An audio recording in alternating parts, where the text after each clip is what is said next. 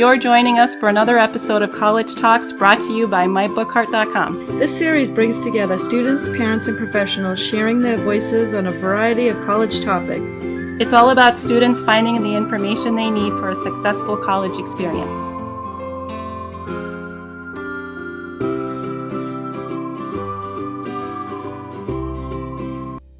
Welcome to College Talks with your hosts, Hanna And Cari. Our topic for today is finding a job after college. For this episode, we have our newest guest, Luke. Hi, Luke. Welcome to the show. Why don't you introduce yourself and tell us a little bit about your college and professional background? Sure. Hi, ladies. It's nice to be here. My name is Luke Frey. I'm the Associate Director of Communication for BBB serving Connecticut. A little bit, I guess, on my college and career background. I attended Temple University in Philadelphia for media production. And then after school, I have worked at QVC. I've worked at a couple of the local TV stations here in Hartford, and I am now at the Better Business Bureau, where I get to kind of go around to all of the TV stations here and really work to educate consumers about scams happening in our area, happening in Connecticut. A lot of people don't think that scams happen to a certain age group or won't happen to them or it's not happening here. So it kind of gives me the best of both worlds, being able to educate people about scams and also kind of have that touch of TV that I went to college for, I guess. Oh, that's great. So can you give our listeners a better idea of what the Better Business Bureau is and what it's all about? Sure. So a lot of people either have heard about BBB or have not at all and have no clue. If you've heard about BBB, you possibly have used us to complain about a business, which is totally okay. We are here to take complaints for any business in the country and actually other countries as well. But we are here to take complaints about the businesses. And what that really does is actually lets a business know that there are complaints against them. And the cool thing about BBB versus other outlets where you can kind of post reviews or complaints is that a business is actually encouraged to respond to your BBB complaint. And the reason a company may have an F on bbb.org is because they don't respond to complaints. So it's actually a really cool feature of complaining to a company through us, is that you are, I guess, most likely to get a response or have your complaint resolved if you kind of go through us, which is cool. Wow, that's awesome. And anyway, I guess I can kind of go into more BBB too. We're also big on consumer education, educating people about scams. BBB is all about creating trust in a marketplace. So we are the Better Business Bureau in Connecticut. We really work at creating trust between consumers and businesses. And scams are a big part of that. So educating people in Connecticut about scams happening here or nationally is also a huge leg of what BBB does. Wow, I didn't know any of that. How does the BBB help students when looking for a job after graduation? I don't know if really BBB is so much, targeted to help people find jobs. However, we actually just had an article come out yesterday about employment scams and how prevalent they really are to just about everybody. And, now during COVID, thousands of people are unemployed looking for job opportunities. Over 50% of employment scams are work from home opportunities. And the problem now is really, if a job is posted currently, most likely it is some sort of work from home opportunity. Since I'm working at home, our whole office is working at home, almost every industry has kind of moved to that work from home, workplace. It's really becoming increasingly harder for consumers to be able to tell if an opportunity is an employment scam or not. And I think BBB really fears that throughout this time of severe unemployment, lots of people trying to find jobs, that, people may be desperate and go for an employment opportunity that is not legitimate. We don't want that to happen. That's why we release these articles in order to educate people about what they need to look out for any certain type of scam. So you said that most employment scams pertain to people looking to work from home. Who would you say is most susceptible to that? So most susceptible to an employment scam is probably about 18 to 35. I seem unsure, but it is correct. It's about 18 to 35. And it's not only, college-aged kids who are trying to find part-time or easy jobs to help pay for school or college. It's also possibly you applying to jobs when you graduate, or even that second or third job opportunity that you might have or try to get after you graduate. It's not only people trying to find part-time jobs either. Over half of employment scams were also full-time job opportunities. And again, over half of them also were work from home opportunities. So it's a lot of people looking for a flexible job, maybe an extra income, and possibly something somewhat easy to do from home in order to make a couple extra bucks. How does the BBB educate students on what to look out for when applying for jobs? Sure. So, in terms of an employment scam, it's really all about a few red flags.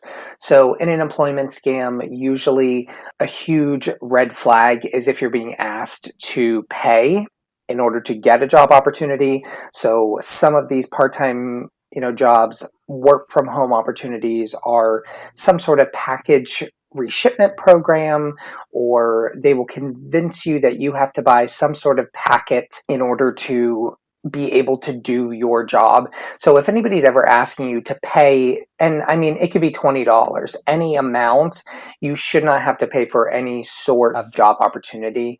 Other red flags include, being hired almost immediately after you apply, not really having an interview process, things that really wouldn't seem realistic if you weren't desperately trying to find a job. I know after graduating from college, it's like you were just applying to anything, and if anybody emails you back, you're like, okay, I'm interviewing, this is going to happen, I need employment. And unfortunately, a lot of people are in that boat, not only when they graduate, but other times in their life. So it's all about really taking a step back. And if anything seems off, you really have to be careful, because an employment scam opens you up to several types of fraud too. So it's not only, possibly reshipping stolen items, you're also doing that onboarding process. So you're handing over your bank account in order to get paid. You're handing over so much personal information that you are opening yourself up to identity theft also. Luke, I was going over the Better Business Bureau website before the interview, and I noticed that you do offer some scholarships. What other support does the BBB offer to students? And can you go into more detail about the scholarships you offer? Sure. So we do have two scholarships. One is for a military child of a military active employee. One is also a general ethics scholarship for any high school senior. There are two of them. You can apply now even. So if you go to bbb.org, go to that menu on the right side and go to Get Involved. You will see all of the application process for our two ethics scholarships. We also, in the past year, have begun to create a high school program as well. We actually see a lot of need in scam education to high school seniors, since they are about to be driving a car, some are about to be going to college, renting an apartment, leasing a car, getting loans, and really in high school you become a consumer for the first time. So they could have a credit card, possibly in high school or college, and it's a lot of things that can actually open you up to being scammed, like online purchase scams. So it's really important to educate, obviously, anybody as early as possible about scams, things to look out for when opening up a bank account, a credit card, what you should give, what you shouldn't give to people. We are in the process of creating that program. Obviously, COVID has kind of set that back a little bit. However, we are looking at creating it as a program that teachers can do virtually in their classroom or out of their classroom as well. So I'm actually really excited about that new program at our BBB. Very interesting. Just one more question about the scholarship. So let's say a student applies for more than one scholarship from the BBB. Can they win more than one scholarship? So they can only win one scholarship. One is for any high school senior. The other is for a high school senior and child of a person who's in the military. When it comes to consumer tips, how is the BBB involved and how does your organization protect students? Like I said, BBB is all about educating consumers about scam prevention. So it's my primary duty to do that, I would say. We do have our general call-in line where any consumer can call in, ask a question about something that was mailed to them or something that doesn't seem right. And we will try to talk them through that process, what has happened, what they can do if they have been scammed. And it's also my primary job duty to go around and try to educate as many people as possible about what we are seeing happening. I often appear on, Hartford TV, local talk shows, talking about some great consumer tips that everybody can really use. Like I was also talking about, trying to educate people as early as high school. And, really telling them about these online purchase scams, employment scams. We actually see a ton of puppy scams here in Connecticut where people are buying pets online and they don't show up. And it's not an actual pet. Dogs are very expensive, so they are not scams that are in the $20 to $30 lose range. It's more in the $2,000 to $8,000 loss range of a puppy scam. Yeah, it's primarily my job duty to be able to go out and educate as many people as possible. You mentioned that a lot of consumer scams were internet-based. What are some other common consumer scams that people should look out for? Huge one, obviously, is online purchase scams. People almost daily, I would say, go to our BBB scam tracker page where you can submit any type of scam that you've come in contact with or been through, and a ton of them are online purchase scams where you obviously order an item and it doesn't come. So it's not a legitimate site. You pay using a credit card, hopefully not a debit card. You end up having to pay, who knows, it could be around $20. That's the average loss of an online purchase scam. And a lot of people say, well, how did I know? How did I know it was not a real online retailer? And we tell people that you always have to do research on any site you end up ordering a product off of. Even if it looks legitimate, it may not be. So even searching bbb.org, Googling and seeing if any other person has ordered a product off of that site, just to make sure you are actually purchasing a product from a real company, is extremely important. So you mentioned that a lot of people are losing money through their credit cards. Does someone also have to worry about a debit card? Huge tip I talk about all the time is if you make any certain type of online purchase, you should use a credit card or use PayPal, since a credit card is sort of added protection. So if you actually call your credit card company and say, hey, I ordered a product offline, it didn't come, it was a scam, they sometimes, and most of the time, if you catch it early enough, will be able to take that off of your credit card and you won't have to pay that. If you use a debit card, it comes right out of your bank account. So you can't call your bank and say, hey, I bought a product offline, it's a scam, it came out of my bank account, can you reimburse me $20? It doesn't happen that way. So a credit card's kind of different since it's credit, it's not actual cash that's coming out of your account per se. Again, using a credit card is always the safe way if you're doing any sort of purchase online. Is the BBB an online resource only, or can you visit in person? So we do have an office. We are at 29 Berlin Road in Cromwell, Connecticut. You can always come in if you have any complaints or issues that you would like to talk to anybody about as far as scams go. You can also call in to us. We are also an online online resource. So I would say most people utilize BBB online. If you have a complaint, you can submit complaints online. It's a great tool, but again, if you are old school, I would say, and want to do a complaint in person, we are totally open to that. BBB also tables at a lot of community events year long. So we table at the Capitol building a few times a year and go to other events as well. So we like to have some sort of footprint in Connecticut where we are out and about and able to talk to people one-on-one about scams or trying to educate them in general. Where can someone find more information about the BBB? Sure. So anybody can go to bbb.org/CT. It's a lot of great info. I was talking about BBB Scam Tracker, also a great tool anybody can use. You can actually zoom into Connecticut. You can zoom into your state, your town even, and see what scams are happening in your area so that you can see if there's any trends of people targeting consumers in your town here in Connecticut. So it's a really cool tool, and that's at bbb.org/scam tracker. Is there a nationwide umbrella for BBB, or is it state by state? We are the Better Business Bureau in Connecticut. There are BBBs all across the U.S., so every BBB has a service area. Our BBB is the entire Connecticut state, which is nice because other BBBs kind of dip into a few areas, and we do have an umbrella organization called the International Association of Better Business Bureaus. That is kind of our corporate headquarters, and they are out of DC.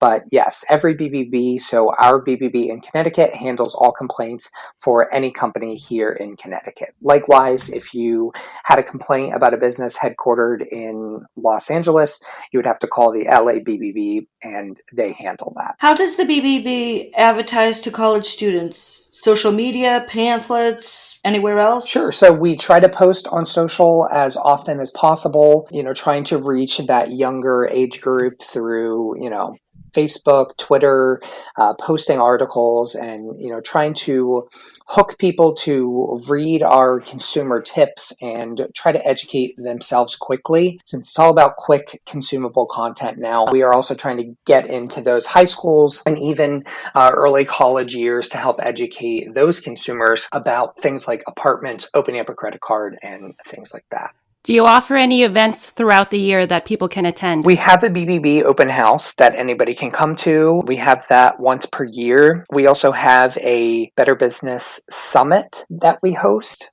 Since also a large part of BBB is the fact that there are BBB accredited businesses in Connecticut. There's actually over 5,000. So if you are looking to hire a contractor or shop a small local shop or order online, if they are based here in Connecticut, they could be accredited. So you can always search bbb.org to see that. But anyway, we host a Better Business Summit every year for business owners here in Connecticut to help them grow their business and to help them survive in Connecticut's very, very tough landscape. And even after COVID, this year has been extremely hard on small local businesses. We all know that our hometowns and our small towns here in Connecticut thrive and live off small business. So that is also a passion of BBB's, that we try to work with business owners in Connecticut and help them succeed. How has COVID affected the BBB in your operations? So a lot of us at our BBB office are actually working at home. I'm working at home right now. We don't really have an expected date to go back to our office yet. Everybody's been doing a great job working at home. We haven't had to really cancel or stop doing any of our services we offer since we are working at home, not in our office. I would say my job probably switched the most since I'm usually out in the community.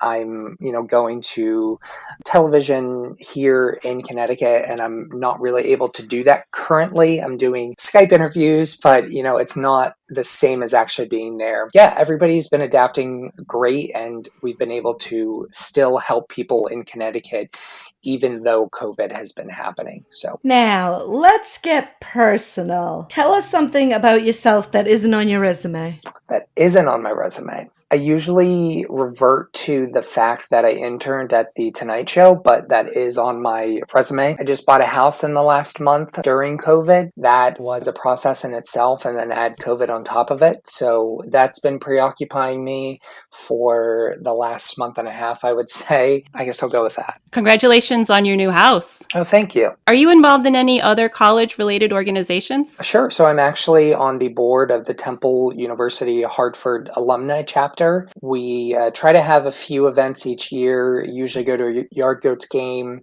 Again, all of that has kind of been put on hold due to COVID, so we've been able to email around and keep each other engaged, but it's definitely been tough. I'm also in Hype in Hartford. That's basically a group of young professionals in Hartford. They host a lot of great events year-round, so that's also a great group to be a part of, and is also a branch of the Metro Hartford Alliance.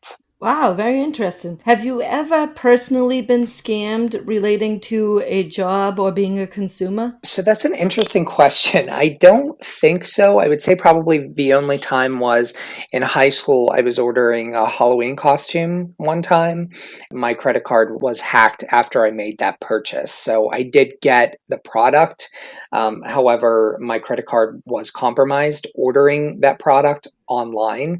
It could have been a few different things. It could have been a faulty site, not great security on it, not having that HTTPS, and I was entering a credit card. I'd say that's probably the only time that I have been scammed or have had an issue, placing an order or having to replace a credit card or anything like that. Have you ever filed a complaint against a company with the Better Business Bureau? I have not. I've left reviews for companies, and I always like to tell people that leaving a review for a company doesn't always have to be bad. If you utilize a company, utilize a business, and have a great experience, it's just as important to share that with people than having a bad experience.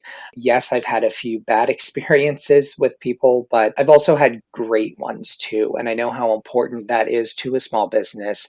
If you are happy with how they interacted with you and you being a customer, it's important to them to see that. And also for you to be able to tell other people about it as well. So lastly, for our last question, what career accomplishment makes you most proud? Wow, what career accomplishment? Well, I will tell you I'm in my early 20s, so I don't think I'm late in my career in any way, but I think I've just been, proud of the fact that I haven't had one job after college. I haven't had two jobs after college. And a lot of people tell you, you shouldn't, hop around, that might look bad, but really it's all in what makes you happy. And yes, jumping around to jobs every year is not great. I haven't done that, but it is important to grow. So as long as you are growing in every new job opportunity that you have or have taken, I think that's really all that's important, is if you are growing personally and if you're growing in your career, it's all about being happy and doing things that you enjoy. And I'm doing that now. So I'm happy for now. Thank you, Luke, for coming on our show and offering valuable insight on safely finding a job after college and about scholarship opportunities. We love hearing a professional's perspective on how to succeed in college. We are all about professionals helping students. We hope you will join us again for another episode. All right. Thank you. Thanks, Luke.